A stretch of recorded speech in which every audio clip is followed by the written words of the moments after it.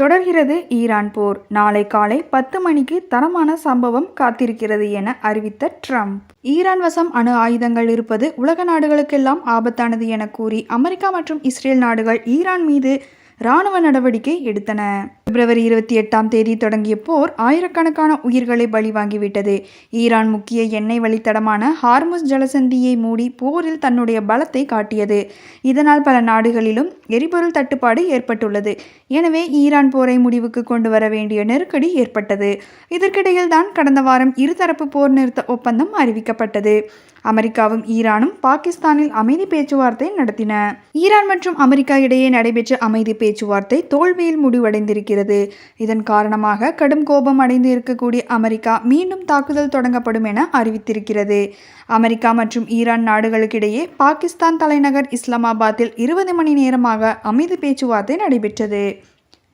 ஆனால் ஈரான் அணு ஆயுதங்களை மீண்டும் உருவாக்க மாட்டோம் என உறுதிமொழி தர மறுத்ததால் இந்த பேச்சுவார்த்தை முறிந்ததாக அமெரிக்க துணை அதிபர் ஜே.டி. வான்ஸ் அறிவித்தார். இந்த பேச்சுவார்த்தை தோல்வியில் முடிந்ததால் கடும் ஆத்திரத்தில் இருக்கும் அமெரிக்க அதிபர் ட்ரம்ப் ஹார்முஸ் ஜலசந்தி வழியாக நுழையும் மற்றும் வெளியேறும் அனைத்து கப்பல்களையும் அமெரிக்க கடற்படை முற்றுகையிடும் என அறிவித்திருக்கிறார். ஹார்முஸ் ஜலசந்தியை திறக்கவில்லை. மிக முக்கியமான அணுசக்தி விவகாரத்தில் ஈரான் இணக்கம் காட்டவில்லை. எனவே உலகின் மிகச்சிறந்த அமெரிக்க கடற்படை ஹார்முஸில் நுழையும் மற்றும் அங்கிருந்து வெளியேறும் அனைத்து கப்பல்களையும் முற்றுகையிடும் பணி நாளை காலை 10 மணி முதல் தொடங்கும் என அறிவித்திருக்கிறார். மேலும் அமெரிக்க கடற்படை ஹார்முஸ் ஜலசந்தியில் ஈரான் இராணுவம் வைத்திருக்கக்கூடிய அனைத்து கண்ணிவெடிகளையும் அழிக்கும் என தெரிவித்திருக்கிறார். ஈரானில் இருக்கக்கூடிய கொஞ்ச நஞ்சத்தையும் அழிக்க அமெரிக்க இராணுவம் தயாராக இருக்கிறது என ட்ரம்ப் கூறியிருக்கிறார். இதற்கிடையே இஸ்ரேல் பிரதமர் பெஞ்சமின் நெதன்யாகு ஈரான் போர் தொடர்கிறது என அறிவித்திருக்கிறார். தங்களின் எதிரி நாடு உயிர் வாழ போராடி வருகிறது என அவர் குறிப்பிட்டிருக்கிறார். ஈரான் போர் முடிவுக்கு வரும் என எதிர்பார்க்கப்பட்ட நிலையில் அது தொடர்வதாக அறிவிக்கப்பட்டுள்ளது.